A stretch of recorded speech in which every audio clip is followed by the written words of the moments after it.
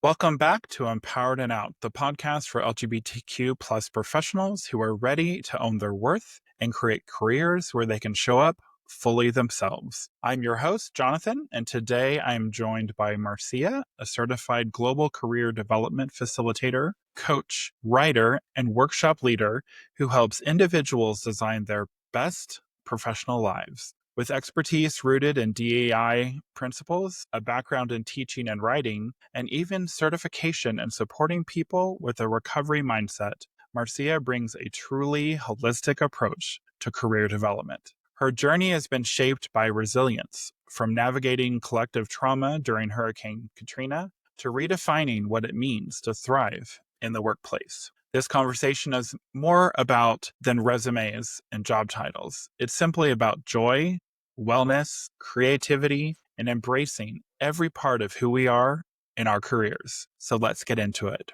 Marcia, welcome to Empowered and Out. I am so glad that you're here. Thank you. So you help people design their best professional lives. So what does that mean to you personally? And how do you help others discover it for themselves? Well, I think best professional life is one in which the person's happiness and joy and health and wellness is centered. And then when the professional part of that comes in, it's about understanding, does your work align with who you are? Does it align with your values? Does your work allow you some joy? Does it allow you to make a positive contribution? Are you working in an environment that allows you to be fully who you are? So it's really about optimization, but at the same time, there's an understanding that not every day is rainbows and unicorns. So your best professional life isn't a Pollyannish aspiration. It's really about finding something that's going to work for you in a practical way over a long term. And in terms of how I help people do that, in our initial work together, I tell my clients, I'm not a therapist. I don't claim to be, but what I do want to help you do is to imagine what you want your life to look like. What are you going to need in order to feel happy and healthy and fulfilled? And once we have an understanding of that, then we can look at your skills, your values, your interests, your talents, your experiences, your dreams, and work with you to craft a career that is going to fit into your life other than the other way around. Okay, so you pretty much, from what I'm understanding, you're really helping them really focus on getting their mindset correct first before you can really dive into anything else, which I do the same thing in my coaching because I feel that, excuse me, if your mindset's not right and you're not set in the right focus, it's going to be a lot harder to get to where you want to be. Yeah, I would also say mindset is one thing, and I'm going to make up a word here, Jonathan. I'm going to call it heart set. That I think both your mind and your heart and your body and your soul need to be aligned in a way, and you need to understand yourself well enough to be able to make informed career decisions that allow you to move forward. As long as we're trying to put a round peg into a square hole or vice versa, it's not going to align. And again, Right. I don't expect that every job people are going to love equally or that every day is going to be rainbow and unicorns, but I think we have to center our lives because on our deathbeds, we're not going to look back and say, gosh, I wish I had worked harder. Gosh, I wish I Yeah, had worked more, right? We're going to definitely not. say, No. I wish that I had loved more. I wish that I had more joy. And love is not something that just we give to other people, but it's something that we give to ourselves, right? And we can think of love as being of service to the world. So if you're truly aligned in your career with who you are, then you're able to give your best self to the world. And I would like to call that love. I like that. I like that. I like the alignment of your mind, your heart, and your soul. That actually, it makes a lot of sense because I think sometimes we do take that out of the picture, especially career wise. We might have the ideal, job we want to have or career we want to have, but if it's not really focused, if we don't really work to make sure that it's encompassing all of our life and our heart and our soul and not just our, it's going to be challenging. Then people are going to have to come and see us. I think people should come and see us anyway, because I think of career coaches as professional development coaches and to some degree, life coaches. I don't have a certification in life coaching, but you can't really think about your career unless you're also thinking about your life. And if you wait until you need a job or you wait until you're miserable in order to work with a professional, it's almost too late. You're then in a crisis situation and it's hard to make really informed decisions that aren't based out of fear. So I think everyone can benefit from working with a coach. I won't get into details, but I certainly did about 10 years ago and it transformed my life. That's great. Nice Yeah. plug for coaches right there. I agree as well. I've just a little something I brought up early on in this podcast is I've had different coaches. I hadn't had a coach in our sense of the word until like for what we do until over the last couple of years. But when I had an athletic coach because I was in sports. And so but I saw, which is a good relation, I can see how important coaching is and how important a coach is, no matter where you're getting that coach from. But I do believe, especially when you're in career focused type and you're looking for having struggles, career coaching and coaches in general, is the best way to go in my opinion. Therapy is a whole nother, and obviously neither of us are therapists, and I have friends who are therapists, they do great jobs, but we focus on the here and now really and to And help moving them. forward in action, right? Yes, Not We exactly. can look to the past to get some understanding, but coaching is action oriented. It's usually on a short term basis. And like a stage coach, right? That's where the word Mhm. coaching comes from. It's designed to help move you to the next location or the next stop in your life. Exactly. So your coaching blends strategy, DEI, and wellness. Can you share how mental and emotional well-being play into building a fulfilling career? Whoa, that's a big topic, but sure, absolutely. If we are not mentally or physically well, we cannot live our best lives. We can't live our best professional lives. We cannot make decisions that aren't based on fear. That's not to say that we all have to have optimal mental health and physical wellness at all time, but you have to pay attention to where you are with your mind and where you are with your body in order to be able to proceed. And so when I'm working with clients, we pay attention to feelings. I ask when we're working on something, how does that feel in your body, right? Is there tightness in your chest? Are you clenching your teeth? Are your shoulders, raised up? Are you able to relax a little bit?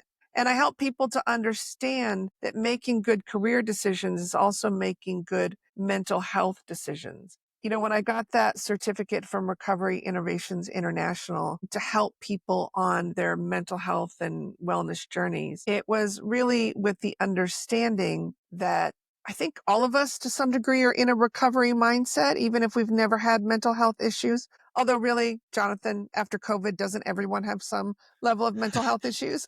I would say Yeah, I would say so too. I don't think you can get through life as a human being without dealing with some sort of anxiety or depression or sadness or trauma or grief or shame or regret at some level. And certainly those things come to play in our careers as well. So if I can help people prioritize their mental health, if I can help them to remember that, hey, yes, you're job searching, but you're a human being. Are you getting enough rest? Are you meditating or praying, whatever helps you to get to your spiritual and centered self? Are you Mhm. eating well? There's this old adage that looking for a job is a full-time job and you need to be doing it 8 hours a day. That seems really oppressive to me. I think people need to remember to take time out to exercise, to build community with other people, right? So Mhm. that's what I mean by this holistic approach to moving forward with people's lives. Yes, let's talk about career. Let's talk about resume, LinkedIn, networking, career exploration, interview prep, salary negotiation, right? Long-term career planning, but not at the expense of everything else. You really need to have that other foundation solid before you can think about the other. By solid, I don't mean having it all figured out, but by paying attention to those things because it's all a journey, right? Our careers Right. are journeys, our life are journeys, and our health is not something we achieve. It's something that we manage and that we work on and embrace, hopefully throughout our entire lives. I like that. Yeah, it is something that I've had to bring up to clients as well on when you're looking for a job, especially when you dive down the LinkedIn rabbit hole. You really could be searching and looking for jobs all day long. You have to set a timer, set it for, I'm only going to do this for this amount of time. And then guess what? You need to get up. You need to get away from the Mhm. desk. You need to walk around. You need to maybe text a friend, maybe text someone, somewhere, and doing something that gets you away from it, because it's not good. It can be very frustrating. And of course, one tip that I have also always given was also, if you saw a job that you really want and you see that company, go to the company website and make sure, number one, that the job is there. That Number it's two, legit. that is legit, because I'm sure and I've had this experience where there have been many jobs that weren't legit, even that were posted on LinkedIn. So you really need to Mhm. go. I've shared that with numerous clients, and I had to say, you really got to go to the company website. And personally, you need to check out the company as it is. You Yeah. need to go to their site and see if they were, as a few months ago was Pride Month, and if you were, if the company you're interested in being with just rainbow washed during Pride, and you see absolutely nothing in regards to anything LGBTQ plus on their website, you might really want to kind of take a step back and go, is this really who I want to be working with? Because if I can't be Yeah. my true self at work, how's that going to affect me on a daily basis Yeah. and how I, approach every day with work? Well, and I think that, the same holds true for Black History Month in February, right? For Women's History Month. We are in the middle of Disability Pride Month, right? You certainly need to research a company, research them well, see who works there, what are their backgrounds, what is the company's mission and vision. Can you look at reports of them online? Sometimes I'll just go to Google, and this has really worked for one of my clients. I typed in the name of the school where she was wanting to work, and I typed the word controversy into Google, and you wouldn't believe what came up. And as Oh, soon as that came up, yeah, it's a good tactic. Scandal, controversy, drama. that's something I'm going to have to take. Thank you. You gave me something to help my clients. Yeah. That's actually a really good idea, because you might want to go and see, I mean, I don't know. I know a lot of people that have gone to like Glassdoor, for instance, and checked out, Uh-huh. what people are saying. Are the salaries good? Are they not good? If a company looks like a good fit, is it really a good fit? Are you seeing the Uh-huh. complaints? And so I think that when it really comes down to it, you have to do your due diligence no matter what. And yes, Absolutely. that might take a little bit more time, but if you get that focused, more specific companies you're wanting to look at, the job you're really wanting to dive into, that's going to help you in the long run, because that's going to help Mhm. you with your resume, your focused resume. That's going to help you when you're interviewing. That's going to help you with your networking, because when you don't have, when all of that's scattered and you're Mhm. just kind of like throwing a dart to the wall, good luck. I mean, I hate to say that, but good luck. It's going to be very messy, and it can take a little bit longer than you're expecting. So, Jonathan, you touched on the word boundaries. Do you mind if we double back to that a little bit? of course. Yeah. Yeah, I think having boundaries with yourself in terms of how much effort you're going to put into something and making sure you're taking care of yourself in the process is important. But boundaries also extend to the people who are in our circle, right? Not everyone in our circle is going to be supportive. Right. Not everyone in our circle is qualified to look at our resume. Not everyone in our circle has our best interests at heart. And even if they do, they're not necessarily the sounding board that you need. So when you're going on this journey, you want to collect a tribe of people whom you can trust, who are professionally qualified. And even if that means they've had good careers, people who are going to support you. And it's okay to get differing opinions from people, but just understand that just because someone gives you advice doesn't mean that it's true, doesn't mean that it's good, and it doesn't mean that you have to take it. Because I will tell you, on LinkedIn, especially, there's a lot of people out there giving advice about career transitions and career coaching and resumes and LinkedIn. They're not necessarily qualified, Right. right? Hmm. And they may be getting old information or secondhand information. So as you're going on this journey, make sure to have boundaries with people too. It's very important. I agree with you. Yeah. The boundaries, yeah, even just in the workplace, boundaries are good. But yeah, you have to set that boundary. Yeah, unfortunately, you are correct. There are definitely people in the LinkedIn world that are not really the expert. They just might think they are, because they might have helped one person or two, or they might have helped a friend.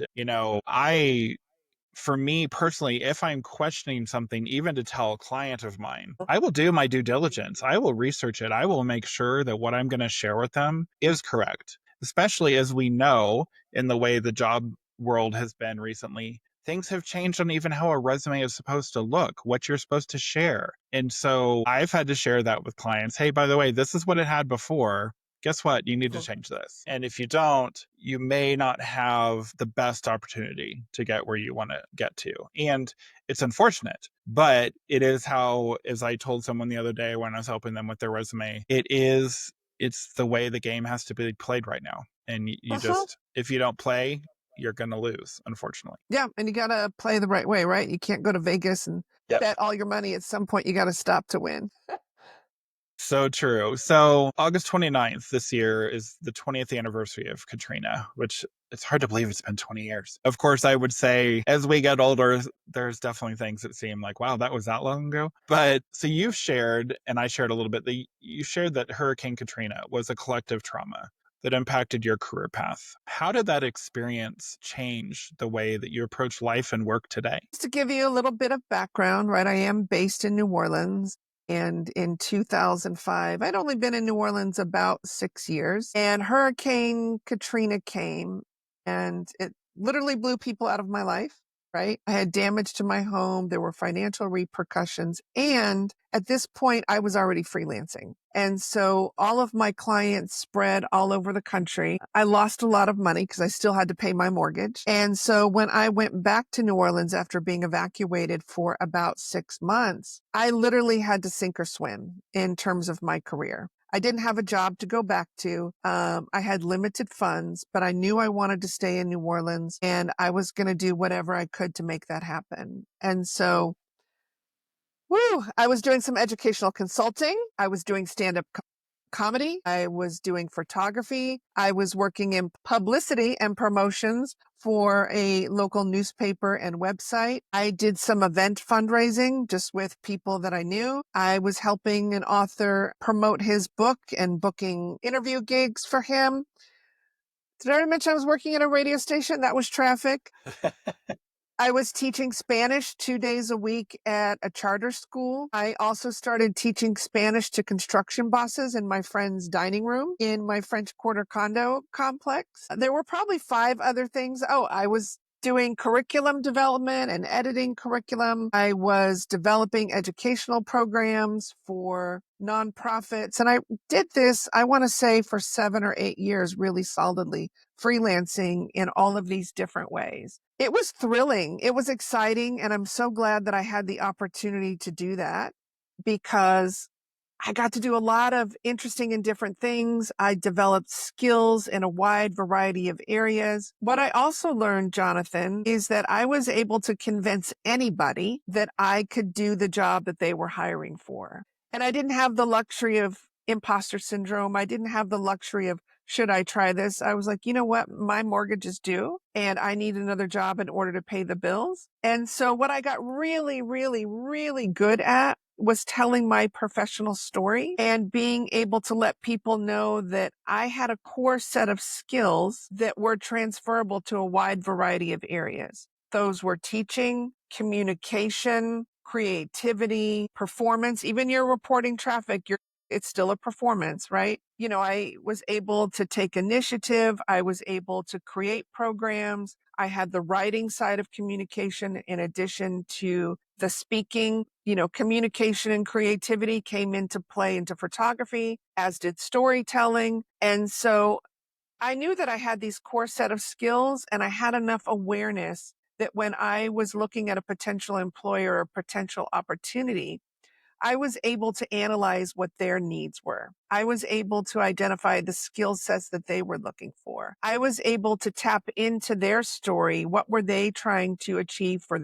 themselves, their audience members, right? Whoever their end user clients were. And I think having a degree in rhetoric and teaching writing and having a background in theater, I was always pretty good at spinning a story, but I became an expert at it. So what I'm really thankful about that experience with Katrina, I mean, apart from all the heartache and friends who lost their homes and things like that, but if we're speaking just about my career, It showed me that I had resilience, that I was never going to go hungry, that I was a whiz at telling a professional story, that I could always find an opportunity, and how much fun it was to be able to do all of these things, right? Jonathan, our clients come to us and sometimes they're stuck on one story. I'm only a teacher.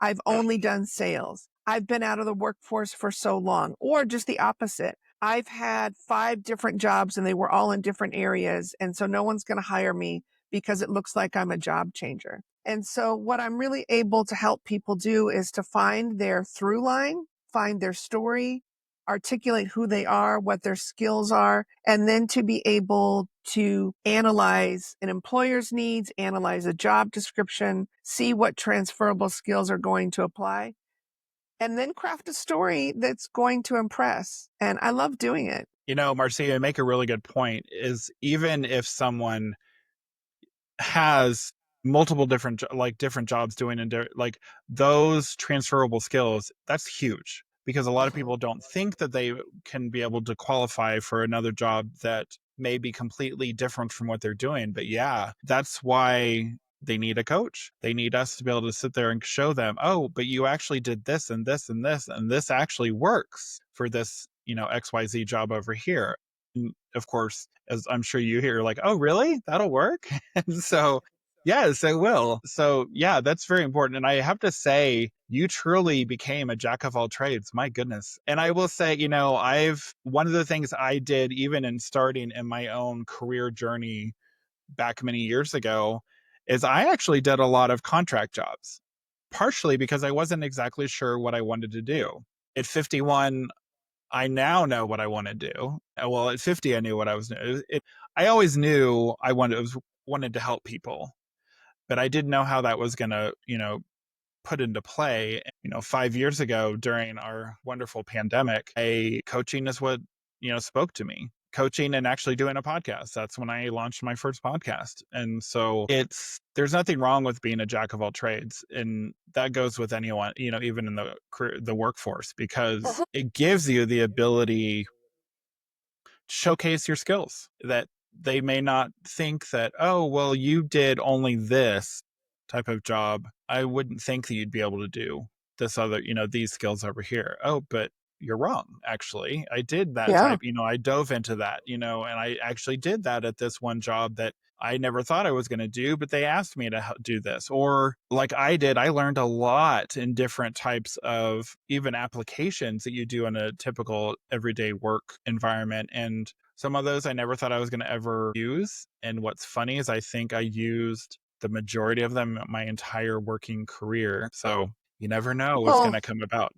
you never know what's going to come about, but I'm going to take it a step further, right? I was forced to do that, right? Oh, There for were no sure. Yeah. there were no jobs to go back to, after Katrina, right? I literally had to freelance or I was going to lose my house and I was going to have to leave New Orleans and I didn't want to do that. However, what I would say to people out there, don't wait until you get a situation where you're forced to do that in order to do that. Take the opportunity now to volunteer, to do contract work, to take on new responsibilities at work, to upskill. This is the time when you have a job, or even if you're out of work, right? Take the opportunity to expand your skills, to expand your horizons, to network with new people. Because at any given moment, whether we're freelancers or we work for someone else, we have to be ready to pivot. We Oh, have to yeah. be ready, right? And the pandemic showed us that, right? So, yeah, for sure. Yeah. Yeah. And I'm not a Debbie Downer, but I'm really frank. As much as I am aspirational with my clients, I'm doggedly pragmatic. And what I tell people, especially young people who haven't had a lot of experience yet in life, things are going to come your way that you don't expect. It could be wonderful things. It could be an opportunity you'd never thought of, and you need to be ready to pivot, right? But it could also be that you're taking care of an aging parent, or you marry someone who's in the military and suddenly become a military spouse, or you have your own illness. So it's not enough to have a good job and do well in your job and hope that that's going to carry you to the next thing. You have to be your own career change agent. You have to be prepared and you have to constantly be expanding your network because when something comes along, you need to be ready to go or you're going to get left behind. So true. Oh my goodness. Yeah. I think we learned that the best during the pandemic for everyone, because I was fortunate. I was in a role that in an industry that wasn't, we were essential. So I was in the thick of everything. And I was very thankful that I had a job. I felt very sad for people who had lost their jobs. But I think when you learn how to pivot, when you learn how to take on different things, I can tell you I've had many clients who've done something as simple as like DoorDash while they're looking for a new job, just Yeah. because they still need that income. They need income to pay the bills. Like you proved that with Katrina. Like you needed to find ways to make money or the mortgage wasn't getting paid. And I think Yeah. a lot of people sometimes go to the full extreme of the woe is me. Oh my gosh, my life is ending. Okay, but you have skills to do this. Why don't you reach out to where someone might actually be able to need your services? Yeah. Can I share one more story about that, Jonathan? Yeah, of course. Yeah. So I did all of that during Katrina because I had to, right? Many years later, one job ended and I was fairly certain, right? Almost 100% that I was going to get the next job, which I did. And I had a month off and I was in Southern California at the time. And I thought, this is great. I'm just going to go to the beach and hang out. And then my cat, who did not have a job, she got sick. And I knew that I would be going to the vet. And I did have the money in my savings to pay for that. And I thought, you know what? I don't want to, right? I don't want to go into my savings. And so I thought, well, where can I get a job just for a month? And what can I do? And I said, oh, you know what? The county fair is about to start. They're always hiring for something. So I got a job, not doing sales, but setting appointments for salespeople to come out and help people with solar and siding, something I knew nothing about, right? Yeah. But I did know how to make relationships with people. And so it was hard. I was in my 40s and I was on my feet all day, but I did it. And you know what? I think everyone should work at the county fair once in their lives. I made money. I was able to have this story to be able to tell forever. I also ran into every person that I'd ever known from my past because everyone goes to the county fair. I didn't have to dip into my savings, right? So you don't have to have a dire situation. Look, I have a master's degree. I had been working for 20 years. Some people might have thought, oh, well, that is beneath you. Mhm. Or I can't believe you're going to work for $15 an hour when you used to make XYZ. And I said, who cares? I'm not stuck on stupid. I'm not stuck on job titles. I'm just about having fun, making informed choices, and paying for my vet bills because, again, my cat did not have a job and she Right. wasn't going to get one. Well, and if anything, one of the things that I one of the skills that it seems like, unfortunately, some of the younger brand new workers in the workplace struggle with is networking. And that is a great way. What you do, like county fair, like that's something where you can, it's a form of networking because you're selling something, but you're also learning how to put yourself out there. If you were someone who didn't really like to talk to people, now you don't have a choice. Now you're talking, and now you're going to be able to have that ability, especially like you said, you ran into people you hadn't seen in a while. Well, guess what? That's a perfect networking opportunity, especially if you're looking for a job. You're like, oh, hey, Mr. Smith, I haven't seen you in a while. Are you still working at XYZ company? Or is your daughter, Mhm. boom. It's a great foot in the door to try to get to where you want to go next. Or, and if they don't, I would have said this a few times, we're definitely, I mean, the Gen X generation, I would say, is definitely the networking generation, and probably our parents before that, because almost every single job that my very first job ever was done because my dad knew someone and it Mhm. helped me get in the door. All of my jobs, except my very last one here in Colorado, were all because of someone I knew.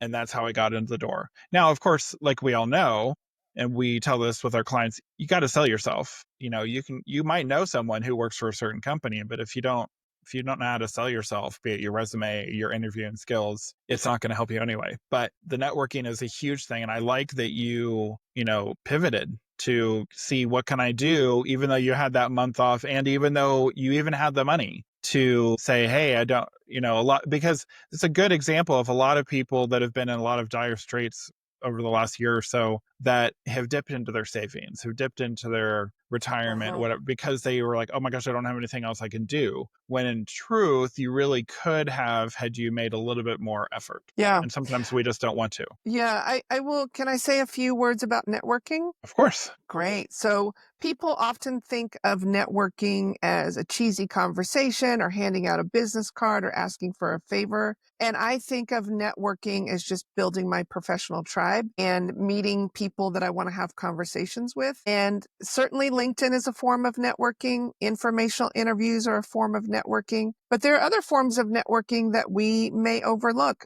Going on an interview for a job, even if you don't want the job, is a great way to network. You never know who knows whom. Plus, you get good interview practice. Taking Exactly. on a part-time job, right? Um, DoorDash, as you mentioned, Uber, something like that, or even the job that I took on. That is going to introduce you to new people, and you never know who knows whom. Volunteering is a fabulous way to grow your resume and your network. And I will tell you that volunteering has not only helped my career, it's absolutely fueled my career. If you're going to the soccer game or if you're going to a party, talk to people. You don't have to sell yourself. And I do want to talk about that phrase, selling yourself, but just let people know what you're up to. But more importantly, ask them about themselves. Because people always want to talk about themselves. And if you are always talking about yourself, they may not, let's just say you talked about networking, you were networking and they talked about maybe you're looking for a job. Well, one of the things you have to learn in interviewing skills is asking about more about what's, with the company and, and if you found somebody who's working in that company, you want to know about them as well. So it's great to talk about ourselves when I would say, we can get pretty good at it, but you need to learn you need to stop and listen to that other person. Well, and networking is a give and take proposition, right? Networking isn't about taking, it's also about what you can give. So in any given situation, you probably have a lot more to offer than you think. It could be just a listening ear. You may be networking with someone and they're looking for a new hairstylist and you have somebody you know and love. That is a form of networking, even though it's not professionally related, right? You can offer people recommendations. You can offer them interview practice. You can offer them resume reviews, right? As long as you feel comfortable doing Right. this, you may be able to connect them to someone in their network. Maybe you used to work together and you can write them a recommendation on LinkedIn. So I try to start networking anyway with the mindset of listening. Where is our commonality? What do I have to offer you? And then take it from there. And here's the truth. Some networking situations aren't going to go anywhere, and that's okay, Yeah. right? So you're going to have some networking partners for a season, and you're going to have hopefully some networking partners over the lifetime of your career. And so don't be afraid to network thinking it may not lead anywhere. It may not. But at the very least, you're going to get practice in talking and communicating with people. For So sure. go out there and network in a wide variety of ways and think of it as trick or treating or a treasure hunt. Just see what happens. Be open to what the universe is going to bring. If you're religious and you think of that as God, what is God going to bring into your life, right? What is serendipity? What is out there that may be waiting for you that you don't know about because you weren't willing to go talk to people? So true. Yeah. So true. So you've had the privilege of living and working in spaces where being gay wasn't a big deal. How has that shaped your understanding of authenticity and inclusion? I'm one of those people, you either like me or you don't. I am what I am, get what you get. And that applies to so many aspects of my life. Having said that, they say you don't come out just once, right? Right. As you're meeting new people, you're always having to present yourself. And certainly you never want to do so in a way where you might put yourself in danger or, some negative consequence may come. But what I think is when we're able to be who we are, our authentic selves, whatever that may encompass, then we're going to be able to thrive professionally. People talk about coming out as a thing related to one's gender or sexuality, but it's a lot of things. Are you out about a disability? Are you out about something related to your mental health? Are you able to tell people that maybe you came from a background that they weren't expecting, right? Are you able to own your blackness in a space, right? People may look at you and know you're black, but do you feel comfortable bringing that aspect of yourself and not having to downplay, what your identity is? Authenticity is a buzzword. It gets a lot of play right now. Authenticity doesn't mean that you let your anger come into the workplace, right? Or that you show up in your pajamas because that's how you want to show up, right? I don't think we're ever truly 100% our authentic selves, right? Right. But we can be our authentic professional selves. And that includes to things that maybe, other people might not agree with. If you identify as a Republican, that's your right to show up that way, right? Diversity, equity, inclusion gets a lot of buzzwords, but that also means that we have to accept other people for who they are, even if we don't agree with them, because we also want people to accept us, even if they don't understand and agree with who we are, what we believe in. I remember many, many, many years ago, well over 20 years ago, I was leading a presentation on life, on life after high school for high schoolers about professional matters. And one of the kids said, there better not be any gay people who are working at my workplace. I don't like those people, so I'm not going to work with those people. And I said, you know what? That's okay. That's okay that you have that feeling. That is okay that is your belief. But I guarantee you, when you go into the workplace, you're going to be working in a diverse environment. And so you're going to have to learn to work with a wide variety of people, or you're not going to thrive professionally. And I think that's true of all of us, right? We're going to work with people who maybe have autism, who maybe have ADHD, who may come from a different religious background, right? Who may have a different gender, who may have fundamentally different beliefs about things that maybe even we don't like, right? But we have to learn to accept people for who they are and work with everyone. Now, that doesn't mean that you have to accept toxic behavior or accept abuse in the workplace or be, allowed to call names. People can't call you names and get away with that. That doesn't justify bullying. But we are a big, beautiful, diverse world, and we all have to live together and we all have to work together. And your employer wants you to work together for their bottom line, whatever that bottom line is. And that's why we're in the workplace, and we need to remember that. Being authentic is huge. And when I had someone, I posted the other day about, masking and imposter syndrome and being able to be your authentic self. And of course, it was targeted towards LGBTQ plus professionals. And I had someone pipe in and commented of like, "Well, I don't even know about their sexual details at work." When I was like, hold up, that has nothing to do with it. Like it's just let them be who they are. And just there's many people that I've worked with over the years that I didn't necessarily agree. Like you said, I didn't agree on their religious beliefs. I didn't agree who they might choose to recognize as their, Republican, Democrat, independent, whatever they might be. I think for me, I have taken a step back and said, okay, well, I'm going to listen to both sides. I'm going to listen to what they may say. I may not agree with it, but I at least I'm going to give them the right to be able to show how they feel, maybe, and it's going to come up eventually.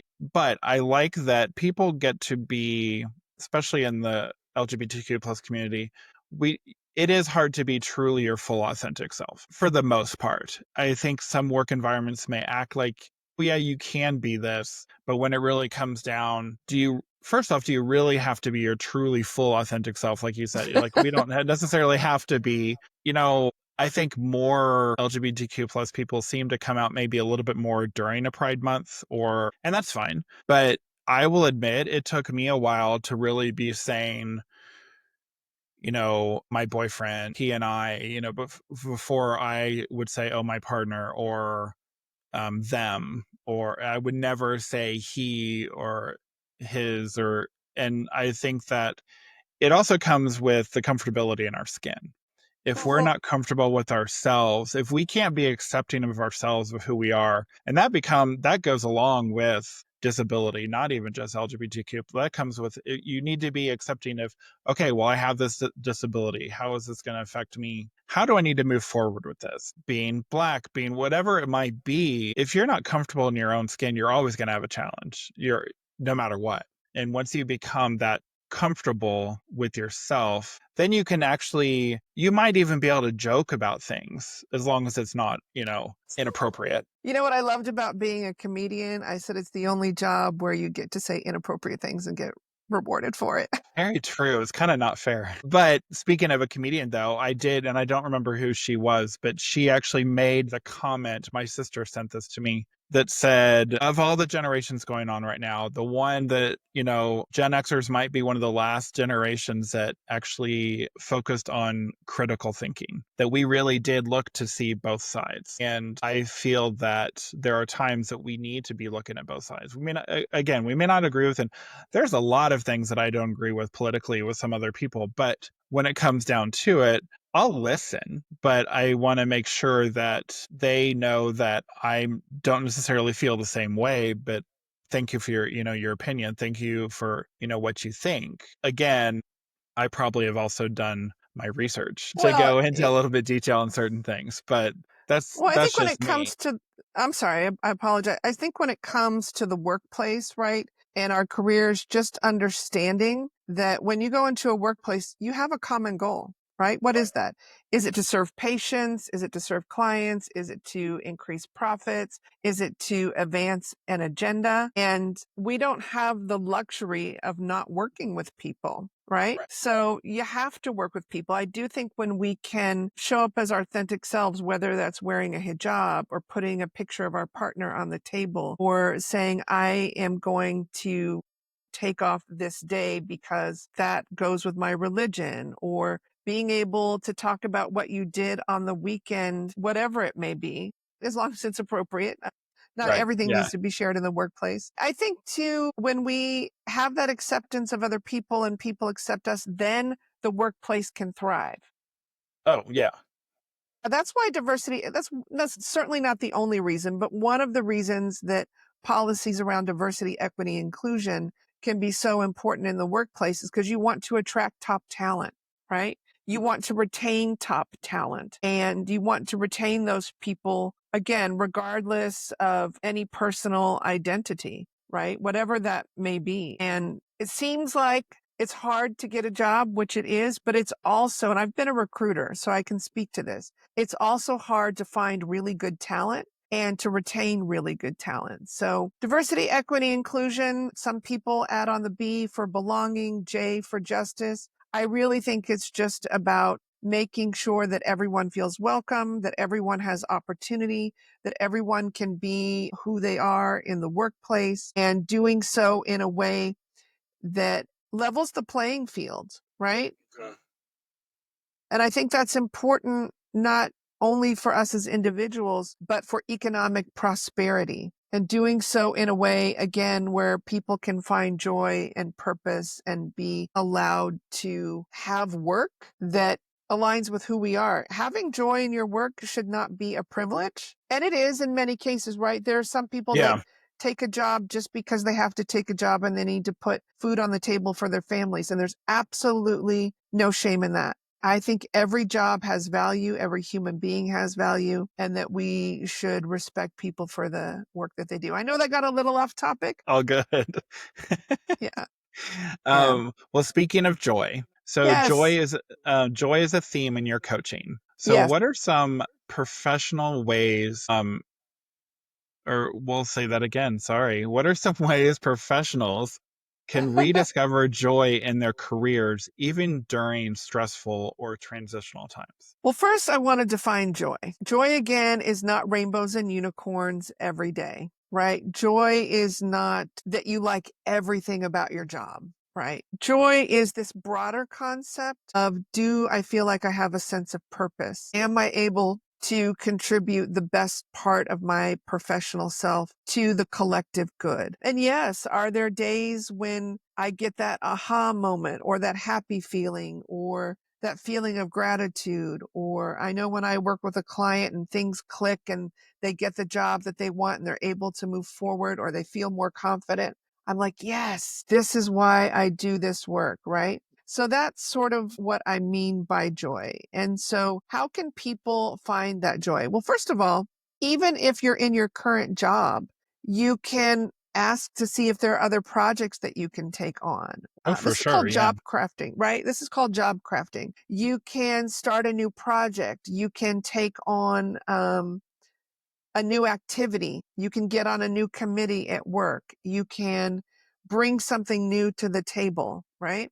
Another way to find joy in your career is, again, to center on what makes you feel good. And I don't mean that in a hedonistic kind of way, right? But what resonates for you. And if a choice doesn't feel like it's going to bring that to you, it's okay to leave it off the table, right? Mhm.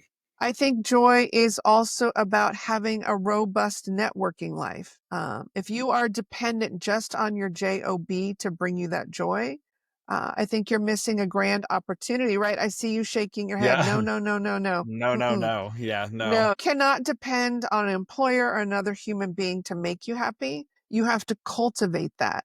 Cultivating your career means doing the networking, going out and volunteering, skilling, deciding to be a mentor for somebody, right? Doing pro bono work, maybe having a side hustle that brings you joy. So again, it's not about any one thing. It's about a lot of different things. And ultimately, it's about taking responsibility to make that happen for yourself and not looking to other people to make your career for you or to even make it enjoyable. That's a responsibility and a privilege. Well, and to piggyback on that, I think when you have that joy in the workplace, that's great. But you, like you said, find a side hustle. One of the things I really help my clients with is, finding that purpose. Well, what if your purpose and your passion is, you had mentioned one of these as one of your little side gigs is doing photography. Well, guess what? Do that. I used to do wedding photography. I did a lot of wedding photography and I loved it. And it was a great source of income. I will joke and say that I was very lucky. I never had any bridezillas because I know a lot of people, I know a lot of people who won't do weddings in the photography world because they're so nervous about a bridezilla. I feel like, I guess I was always good about putting it all out there. And if someone frustrated me, I probably was going to tell them. How it came down to it at the end of the day, you paid me to do a job, especially with photography. Like, you paid me to come here to photograph this wedding. Yeah. And I want to be able to, have to share this joy, to be able to capture this joy in this day. Joy, throwing that into the photography. But, you have to, like you said, you should never, never, never think that joy in your work environment is the only way you can get it. And I feel that, yeah, you're going to have stress, we're going to have issues, and things aren't always going to go your way in the work environment. Let's be real. They just aren't. Things Yeah. happen, companies change, companies' goals change, their initiatives change. So if you're so die hard on this is the only way I'm getting my happiness and your joy, first off, you're not going to probably be a very pleasant person outside of work. You may not be, because if you're so set and if something goes wrong, everything's going to crumble, Yeah. especially if you would happen to, forbid, lose that job, because then you really have lost everything. Any job that I have ever left or been downsized from, I was like, okay, next, let's go on to the next. What else can I do? Yeah. Because Yeah. I never saw the job that I ever had as the end all. I always knew that I could be doing something different. And even when I moved to Colorado, one of the big things I did is I picked back up and really showcasing my photography. I did many different types of photography when I first moved here 10 years ago, and it was fun. I did commercial photography. I've done magazine print photography. I've done wedding. I've done landscape. I've done portrait. I've done, you name it, I've probably done it. And why? Because it never felt like work. It was always fun. And when you find that joy, hopefully you're finding it in the career, but make sure obviously that you have that joy outside of your work environment too. Because if you don't, you're going to have some struggles going forward. Absolutely. Absolutely. So many professionals, talking about, career as a journey, many professionals think success is a straight line. I don't think there's any, we don't really consider straight line as anything. Yeah, being in the LGBTQ plus community. But you view careers as journeys. And we've Mhm. talked about that a little bit. How can we embrace twists, turns, and even setbacks with creativity and self compassion? Well, first of all, I will say, I hear phrases like, I lost my job or he lost his job. And I just want to reframe that because that sounds like somebody purposefully went out and threw their job and their career in the trash, right? When really what we should be saying is he got laid off. They got laid off. They were let go, right? And I'm sorry, this is me about to be 55 next month and losing my train of thought. So if you will re-ask the question, I will remember what my original point was. All good. How can we embrace twists and turns and even setbacks with creativity and self compassion? Yeah, when something bad happens, and I use bad in air quotes because things just happen and we just have to learn to go with the flow. First of all, don't blame yourself, right? You didn't lose your job. Don't take on that guilt and that shame. That's number one. I think I choose to believe that the best is yet to come. And that doesn't mean that there aren't going to be hard times in the future or that there might be really tragic things that might happen. I'm never one of those Pollyanna-ish type of people, but I do choose to believe that whatever comes next, that we can make the best of it, right? And so if something comes along that you weren't expecting or doesn't go your way, think of it as an adventure, like, okay, that didn't work out, but something else is going to come along and it might be better or it might be challenging or it might be an opportunity for me to learn and grow, even if it's working at the county fair for a month, right? Wasn't expecting that, made it happen, and keep an open mind about what may develop, something that you may never have even considered. Be curious, be open, say, what if? I don't know, maybe, could be. You know what? I never thought of it that way. Didn't expect that would happen, but I'm looking forward to what's coming next. And that, again, is where being well networked, upskilling, having your resume up to date, making sure that you're active on LinkedIn, doing all of the things. It's like keeping your car engine tuned up, right? Mhm. It's like going to the gym regularly or doing your yoga or getting your, regular dental checkups. You need to stay prepared and ready so that when things do pivot, you're actually ready to go at that time. Yeah, for sure. And that way it can be fun. You're like, hey, I'm ready to go. Let's do it. Rock and roll. I've got a plane ticket. Let's go. Let's see what happens. Yeah. Have fun. I love that. So, for anyone listening who feels stuck or disconnected from their work right now, what is one powerful first step, Marcia, that they can take to move Uh-huh. closer to their best professional life? I'd say, first of all, get to the root of why you're feeling that way, right? Don't just get stuck on the feeling. Go below the feeling and say, is this about fear? Is this about lack of self-confidence? Is this about, quite frankly, not knowing what to do, right? Get to the root of the problem. Then, if you haven't done so already, do some career assessments. Take an inventory of who you are. Get really clear on your story if you haven't done so already. And then go out in the world and try something new. At this point in these interviews, I always feel like I'm a broken record. But I think it's true. If you're doing the things that you need to do at all times to be prepared, then you're going to be in a much better position. And look, I know people get involved in caretaking and they may not have that ability. There is no shame if you're not firing on all cylinders all of the time. Right. But I think when you have the opportunity to be prepared, then you should take the responsibility to be prepared. Never hurts to see a coach. If hiring a coach is not within your budget, you can go uh, to a career one stop. These are free career resource centers already paid by your tax dollars. If you go to Google and type in America's Job Center and enter your zip code, you're going to find one. There's also if you go to the library knows everything. Librarians love to share. They're going to know about free resources. Look to your network. I'm not necessarily giving a plug for this website. There's a lot of really bad information on the internet, but thebalancedcareers.com is one that I always refer my clients to. That is a good source of information. So whatever you do, don't be stagnant. If you do something to move the needle forward, that will lead to the next thing. Hopefully that's a good enough answer. I would say so. It's great advice. Yeah, what I took really the best thing was what you just said at the end. Don't sit stagnant. You should always be moving, and I like that. All right, so we're gonna have a little fun. Okay, I love fun. I love this part of my interviews, the rapid fire questions, because The answer is yes.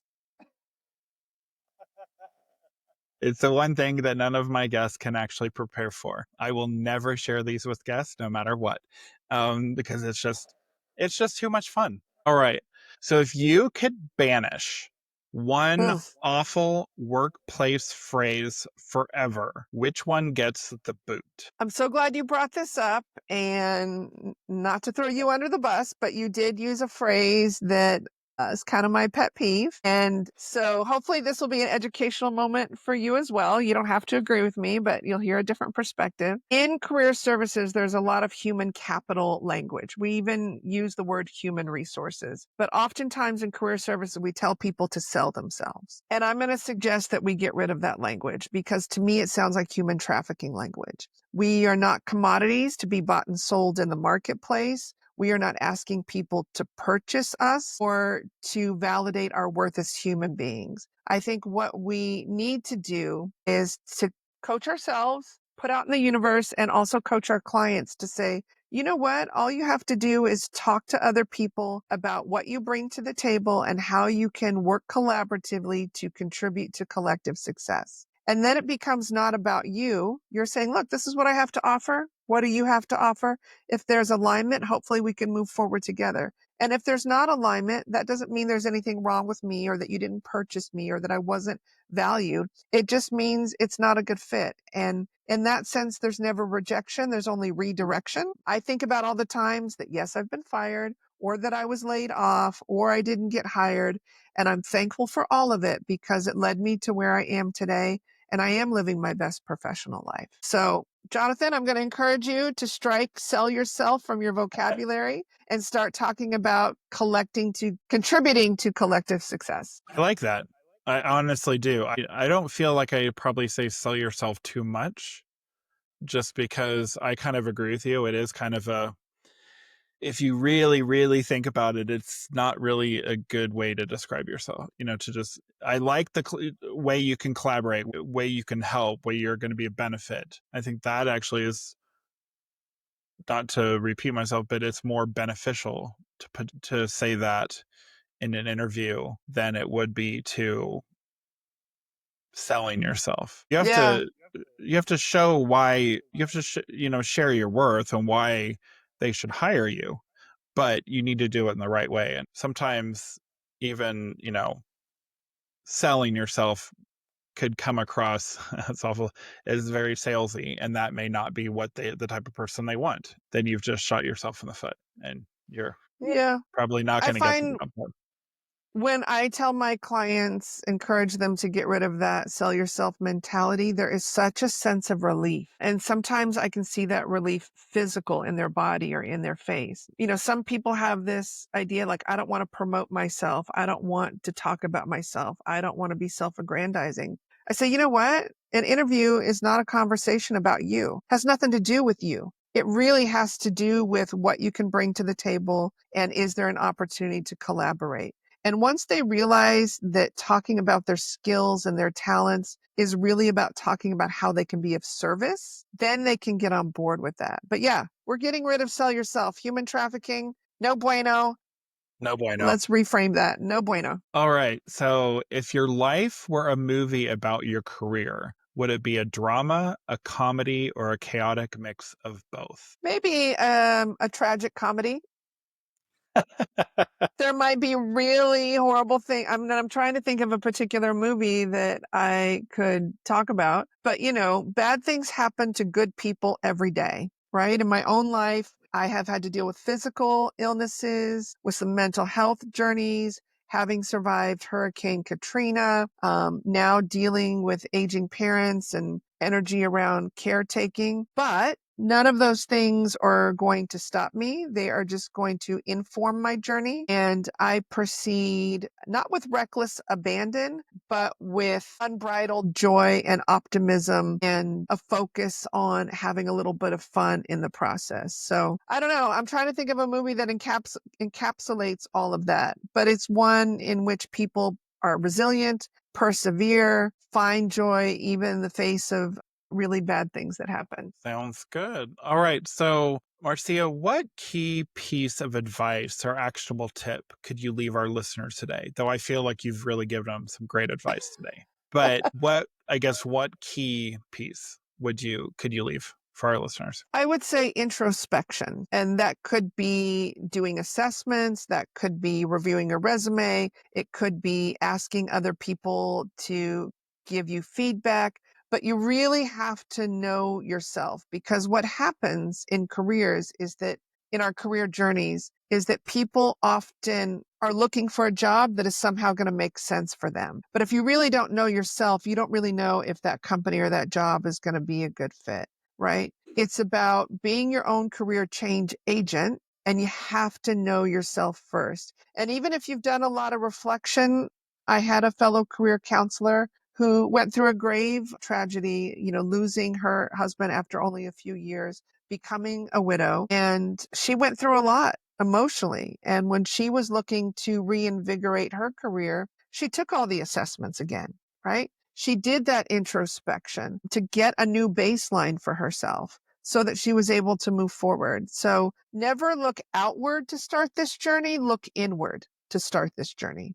That would be my one key piece of advice. I like it. I think that's great advice. So, Marcy, I want to thank you for sharing your wisdom and reminding us that careers aren't just about climbing ladders. They're about building lives that feel meaningful, joyful, and true to who we are. And listeners, if you're listening and ready to take ownership of your own journey, start by asking, what does my best professional life actually look like? And what small step can I take toward it today? So you can connect with Marcia through her businesses linked in the show notes. And if you love this conversation, don't forget to subscribe, share this episode with a friend who needs it, and keep building a career and life that you don't need to escape from. So until next time, stay empowered, stay out, and keep building the life and career that reflects all of who you are.